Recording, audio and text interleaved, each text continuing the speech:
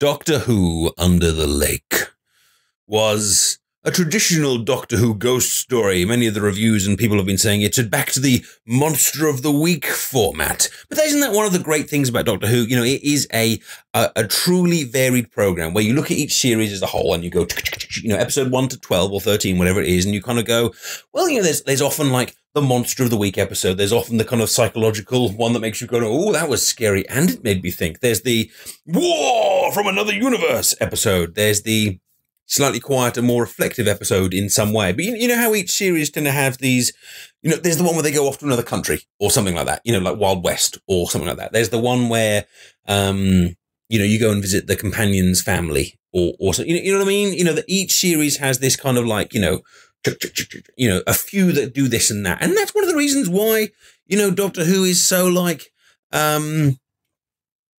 it's why like Doctor Who is so like kind of like such a kind of wide fan base, because whilst you have many people that don't like the Monster of the Week, they like the psychological, and if they don't like the psychological, they like the Monster of the Week, yada yada yada. So it's a good program that you can watch with lots of people and have a conversation with lots of people, and you know, everyone has their little niche. I said this the other day on I think it was on the Legacy stream, or apologies, it was one of the other streams, but someone commented back on last week's ones, you know, the Davros duo. He said it was one of the worst episodes he'd ever seen. And if you're watching tonight, then, you know, hello. And he said it was one of the worst episodes he's ever seen, and he really didn't like it. And he probably was going to stop watching. And I think it's just so interesting that just people are so different, and episodes can be taken so differently, and people can have such different things that they either delight in or they dislike in. And it shows that TV is, especially fiction, is such a kind of an art form. Have you ever been to, you know, have you ever been to like a, you know, an art gallery and had that situation where you're standing there with someone else and you're both looking at the same piece of art and you both have completely different opinions on it, which could be you like it, you dislike it. It can also be like, you know, you think it means this and they think it means that. And you kind of get drawn to the small picture of a duck in the corner, and they're drawn to the kind of the stormy skies at the top. And it's just the, you know, something about kind of creativity. Once it's done, you just have to kind of put it there, and then everyone takes different things from it. And you can't say that this person's right and this person's wrong and this person's views another, because it's fiction, and it's subjective. Like we can factually argue over this. You know, this is a spoon, this is not a fork. You know, someone can be right and someone can be wrong, but you know, but this is an enjoyable show. This is not an enjoyable show. It's completely subjective, which brings us back to Monster of the Week, because some people love Monster of the Week. Some people really just find it kind of dull, you know, lots of kind of running. And Clary's not a big Monster of the Week type person. And when she saw that today's episode was going to be, you know, kind of running around a spaceship or an underwater thing and kind of go, she wasn't particularly kind of thrilled. But she liked it by the end, because it's a very good Monster of the Week one. And it's one of those claustrophobic ones as well. You know how there's a few episodes over the last, you know, say 5-10 years. God, it is 10 years now. We're getting old, people. You're getting older now.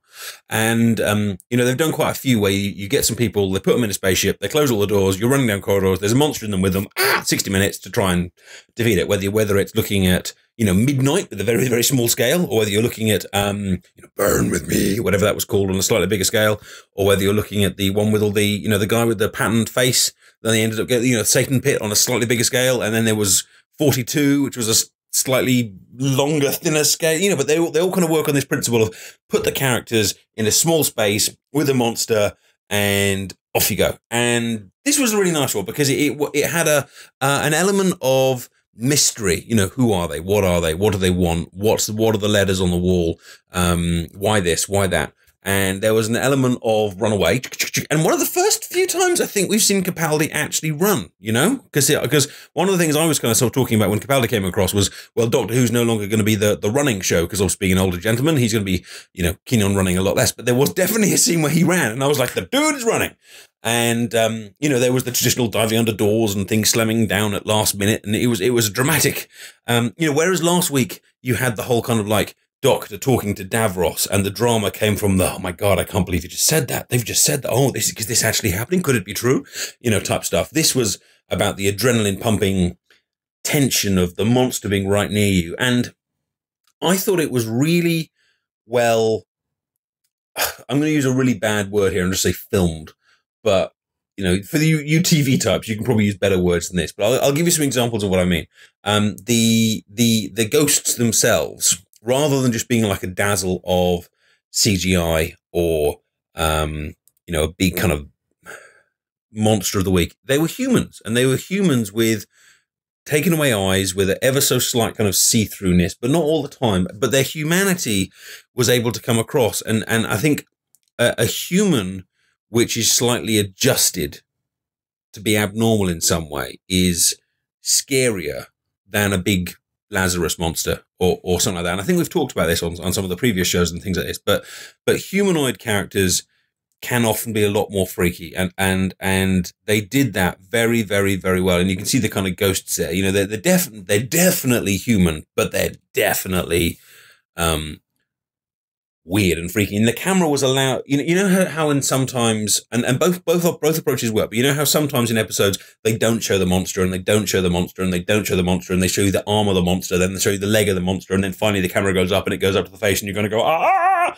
You know, there it is. You know, the big reveal. This was the opposite. This was one of the ones where you saw right from the beginning what the monster was. It didn't keep away from it any way, shape, or form. You know, it showed them, and it showed them well, and that didn't take away from them at all. They were scary, especially that scene with the when they got the businessman guy, when they got him and he was standing facing away, and the audience is there, and you're watching it, and you're kind of going, "That's a ghost. We know that's a ghost. That's definitely going to be a ghost."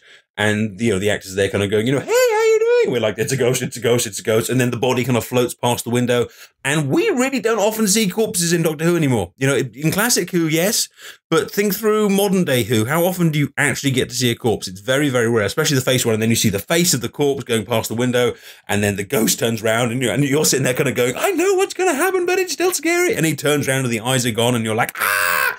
And you know, good direction, good filming, to use my phrase. Another bit I really liked was the use of TVs, and I mean, nothing here. I would say tonight, nothing was particularly original. You know what I mean? But that's not a problem when things are done really well. It was a Monster of the Week episode. It was claustrophobic. It was running down corridors. It was kind of ghosts. It was, you know, all this kind of, all, you know, things that you know already, ghosts turning around. But it was done well. You know what I mean? And, you know, you saw, yeah, they used TVs a lot. They filmed the characters looking at TVs a lot, and they often had like a screen there, a screen there, a screen there, and a screen there, and you'd see various bits of the action. You know, especially that extended sequence with them running through the corridors, and different ones would run in different ways, and the ghost would be going in different ways, and by showing a shot of the TV screens, it did quite a few things. It gave the impression that lots of things were happening at the same time, which, you know, is exciting. It increases the feeling of claustrophobia, because those TV screens make the locations feel really small, because of the compactness of them, and also just the way those kind of cameras work in terms of reducing the kind of depth of field of things. And it makes it feel very, very cramped and very close up. And it also increases the feeling of helplessness of the Doctor and that other lady, and I haven't learned her name, you know, that were kind of sitting there, they're watching the TV screens, and, you know, what can you do? What can you do? And so the use of that kind of filming technique, which they used a few times throughout the episode, I thought was really effective and well filmed. So let's take a few. I mean, now I've kind of had my overall kind of rant of, you know, this was fun and scary, mainly scary. Let's have a look at a few kind of little ideas in there. I think, and of course, feel free, whether you're watching on Twitch or whether you're watching on YouTube, to you know, to agree or disagree with me here. I think they've changed the Capaldi Doctor's character, you know, as in his personality. Because last year, we talked about this last time, you know, the theme of the Doctor last series was, I'm insecure, I'm smug, I'm arrogant, I'm grumpy, I'm slightly amoral, you know, and I'm a bit dodgy. But I've still got a heart of gold underneath there somewhere. But, you know, they're kind of scared, relaxed, no, relaxed is the wrong word. But he was a gloomier Doctor. But in this series, we've seen a Doctor that's far more like, kind of like, ta-da, I'm excited, I'm here, yeah, let's do it. Which is different to last series. And they kind of justified it last time. Because remember the scene with the tank and the electric guitar? You know, that was a very charismatic Doctor. And that was really out of character for the Doctor. And even Clara and Missy said, you know, that's weird. He's acting really, really out of character. And they said, oh, it's because he's going to die. And I would say in this episode he was still acting that way. I read a couple of other reviews before doing this one. A lot of them were kind of comparing him to Tom Baker. The booming voice and being far more kind of like yes and this and getting and getting very excited over things rather than getting kind of paranoid about them. I'm just going to think you through last year. The trees, he was interested, but he was worried, and the Dalek, and he's kind of terrified, and Davros, and he's kind of like, his default reaction to things so far seems to have been one of fear or concern or interest, whereas yesterday his response was one of excitement. Which is, what do you guys think? I think that was I think that's a shift in his character. Now, you could argue, and this may be an ongoing theme, maybe he is still dying and going to die. Maybe he is still doing this kind of like, well, I think I'm going to die. And, the whole, last will and testament, confession dial thing. Maybe he still thinks he's going to die. So he's still on this kind of like, hell yeah, let's do it, whatever thing. Which brings me to my one complaint about this episode, which is, could everyone stop dying or pretending to die or being about to die? Because it's not, I don't personally find that particularly dramatic. I mean, it was cool at the end, but the Dr. Ghost thing was a cool idea. But the thing is that the show's, let's break the fourth wall here. The show's called Doctor Who. We know, as far as we know, Capaldi's staying in the series. We definitely know there's going to be another like 7 or 8 episodes after this. The Doctor is not dead. Therefore, there is no actual peril in kind of going, has the Doctor died? And it doesn't take anything away from it being a good plot line, and it doesn't take anything away from it kind of being like, I wonder what they're going to do now. But there's no drama in, is the Doctor going to die? I mean, do you remember that series with Rory and Amy, and Rory just kept dying, and it actually became a bit of a joke in the end, an in-series joke. Oh, I bet I'm going to die again. And I mean, that's when you're kind of doing it too much. Unless, let me put a big asterisk on this, unless the theme of the last kind of 4 episodes and maybe going into the rest of this series will be some sort of death link. Because there's been, it's very gloomy, but there's been a lot of death since Capaldi took over Doctor Who. We had the whole Missy Afterlife thing, which went through all of last series. Then we had the whole Cyberman thing, where the whole idea of afterlife was very, very, very much part of it. Then we've had the whole Danny Pink, he's still around somewhere because he sent a message back to Clara. So there's some sort of afterlife thing that's appeared into the world of Doctor Who. And now we've got this idea of ghosts.